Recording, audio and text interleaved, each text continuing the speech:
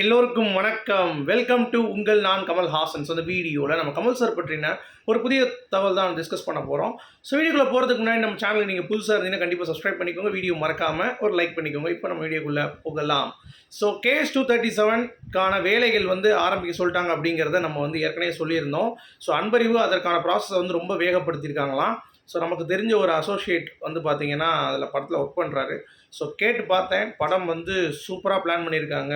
So ஜனவரி 2வது வாரம் அதற்கான அறிவிப்பு வரும் அப்படின்ற மாதிரி சொல்லியிருக்காங்க. ஸோ கமல் சார் உள்ளே வந்ததுலேருந்து ஒரு ஃபோட்டோ ஷூட் மாதிரி எடுத்து பண்ணியிருக்காங்க அப்படின்ற மாதிரி பிளான் பண்ணியிருக்காங்களாம். ஸோ வந்தவொடனே வேகமாக அப்டேட் வரும்ட்டாங்க. அதுக்கு நடுவில் KS ரவிக்குமார் அவர்கள் பஞ்சதந்திரம் 2 பற்றி ஒரு அப்டேட் கொடுத்துருக்காரு. என்னென்னா ஃபுல் லைன் எழுதிட்டேன், கமல் சார் வந்தவொடனே அது பண்ணலாமான்னு கேட்கணும். அதுக்கடுத்து டைலாக் பார்த்தீங்கன்னா யாரை இது பண்ணலாம் அப்படின்ற மாதிரி ஒரு 2 பேர் புதுசாக இண்டஸ்ட்ரியிலேருந்து கொஞ்சம் காமிக்கலாக நல்லா பண்ணுறாங்க. ஸோ அவங்கள இன்ட்ரடியூஸ் பண்ண போகிறேன் அப்படின்ற மாதிரி சொல்லியிருக்காராம். ஸோ அதுக்கு கமல் சார் அப்ரூவல் கொடுத்தாரா அப்படிங்கிறது தெரியல. ஏன்னா இப்போ கமல் சாருடைய மார்க்கெட் ரொம்ப ஹியூஜாக இருக்கனால காமெடி படம் பண்ணுவாரா அப்படின்ற ஒரு டவுட் இருக்குது. பட் ரவிக்குமார் அவர்கள் ஏதாவது நல்ல ஸ்கிரிப்டாக இருந்ததுன்னா மேபி அதை கண்டினியூ பண்ணுறதுக்கான வாய்ப்பு இருக்குது. ஏன்னா செகண்ட் பார்ட் அப்படிங்கிறது நிறைய இடங்களில் ஓட மாட்டேங்குது. ஸோ அதனால் அவர் லேட்டஸ்ட்டாக ஒரு இன்டர்வியூவோட சொல்லியிருக்காரு, இந்த மாதிரி ரெடியாக இருக்குது, நான் கமல் சாராக வெயிட் பண்ணிகிட்டு இருக்கேன் அப்படின்ற மாதிரி. ஸோ அது ஒரு பக்கம் போயிட்டுருக்கு. ஆனால் KS237 கன்ஃபார்ம் ஸ்டார்ட்டு. பஞ்சதந்திரம் 2 பற்றி தெரியல. அது மட்டும் இல்லாமல் நம்ம பாபநாசம் 2 எடுத்த டேரக்டர் பார்த்தீங்கன்னா கமல் சார் நடிக்கலன்னு சொல்லியிருந்தார்ல, அதுக்கு ஒரு பிரேக்கிங்கான ஒரு பதில் சொல்லிட்டாராங்க. நமக்கு அது இவ்வளோ நாள் தெரியாமல் இருந்திருக்கு. உங்களுக்கு ஏதாவது தெரிஞ்சுன்னு நினைக்கிறேன். பட் எனக்கு இன்றைக்கி தான் நான் அதை கேள்விப்பட்டேன். ஆக்சுவலாக என்னென்னா பாபநாசம் 2 படத்தில் அந்த சுயம்புலிங்கம் கேரக்டர் எங்களை தேடாதீங்கன்னு சொல்லிட்டாரு. அதோடு அந்த படம் முடிஞ்சிருச்சு. இனிமேல் 2 அப்படின்றதுல நான் நடிக்க அவ்வளோவா இன்ட்ரெஸ்ட் இல்லை அப்படின்ற மாதிரி கமல் சார் பிரேக்கிங்காக சொல்லிட்டாராம். அதனால தான் அந்த படத்தை பற்றி இந்த டைரக்டரும் கேட்குறப்ப கமல் சார் பண்ணலையான்னு கேட்குறப்ப இல்லை, நான் அவர் இப்போதைக்கு வேணான்ட்டாரு அப்படின்ற மாதிரி சொல்லிட்டாருன்ற மாதிரி தான் சொன்னாரே தவிர, அவர் இந்த கதையை அவருக்கான அந்த கன்வின்சிங்கில் பார்த்தீங்கன்னா பதில் அளித்தது அப்படிங்கிறது நமக்கு இன்னும் சொல்லவே இல்லை. அது ரொம்ப ஷாக்கிங்காக இருந்தது நிஜமாகவே அதை கேட்கும் பொழுது அப்படிங்கிறது தான். ஸோ அது நம்ம கண்டிப்பாக சொல்லி ஆகணும்.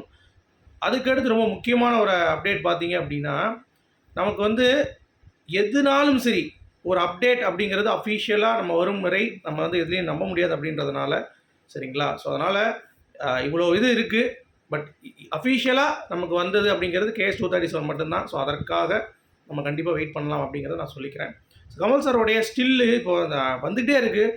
ஒரு ஸ்டில் இப்போ நான் தம்ப்நெயில்ல போட்டிருக்கேன் பாருங்கள். அது நீங்கள் டக்குன்னு பார்க்கும் பொழுது கமல் சார் தான் நீங்கள் நினைப்பீங்க.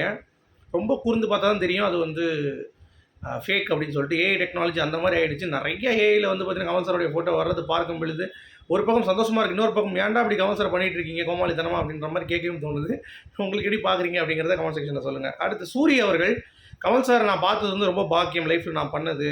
அது மட்டும் இல்லாமல் அவர் நடிக்க போகும்போது அவளை கும்பிட்டு போனாலே போதும், செம்மையாக நடிச்சிருவோம்.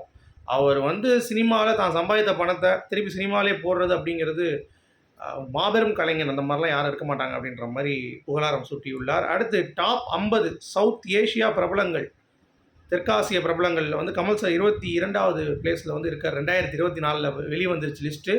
ஸோ அது அவருக்கு முன்னாடி விஜய் மட்டும்தான் தமிழில் இருக்கார். மிச்சம் எல்லாருமே பார்த்திங்கன்னா இல்லை அப்படிங்கிறது பார்க்க முடியுது. சரி, அடுத்து புஷ்பக், நம்ம சங்கீதம் சீனிவாசராவ் இருக்கார்ல, அவர் பார்த்திங்கன்னா எடுத்த அந்த 2வது எபிசோட் ரிலீஸ் ஆகிடுச்சு. ஸோ அதில் நம்ம சூப்பராக பேசியிருக்காங்க. அதாவது first pan Indian film sir இது அப்படின்ற மாதிரி கல்கி டைரக்டர் நாகேஷன் அவர்கள் சொல்லியிருக்காரு. உபேந்திரா அவர்களும் பார்த்திங்கன்னா தெலுங்கில் ஒரு இதில் சொல்ல முடியுது, கமல் சார் மற்றும் சங்கீதம் சீனிவாசராவ் பண்ண அந்த பேன் இண்டியன் முதல் படம் அதுதான், எங்களுக்கெல்லாம் விதை போட்டது அப்படின்ற மாதிரி அவரும் புகழ்ந்து சொல்லியிருக்காரு. அடுத்து அந்த ஸ்பாட்லேயே உட்காந்து பேசும்பொழுது ஒரு சில விஷயங்கள் நடந்தது. டைரக்டர்கிட்ட அனு அவர்கள் கேட்பாங்க, அந்த மாதிரி ஏன் சார் தமிழ் அந்த படம் எடுத்தீங்க பேசும் படம்ன்ட்டு, அதாவது ஏன் பேசவே இல்லை, டைலாக் இல்லை, ஒய் நாட் அப்படின்றார்.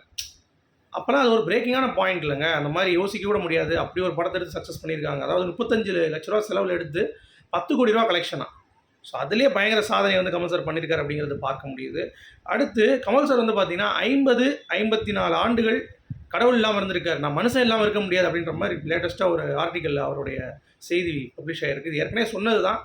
பட் இருந்தாலும் எனக்கு மனிதன் தான் முக்கியம், கடவுள் எனக்கு இல்லாமல் தான் நான் இருக்கேன் அப்படின்ற மாதிரி ஆணித்தரமாக அடித்து சொல்லியிருக்காரு அப்படிங்கிறது. அப்புறம் கல்கி ஜப்பான் ப்ரீமியர் ஜனவரி 3ஆம் தேதி கமல் சார் வில்லனாக நடித்தார்ல அந்த படம். ஸோ அதுக்காக டைரக்டர் நாகேஷன் ஜப்பான் போயிருக்காரு. அவ்வளோதான் கைஸ் அப்டேட். உங்களுடைய கருத்துக்கள் சொல்லுங்கள். மீண்டும் சந்திப்போம். Good bye.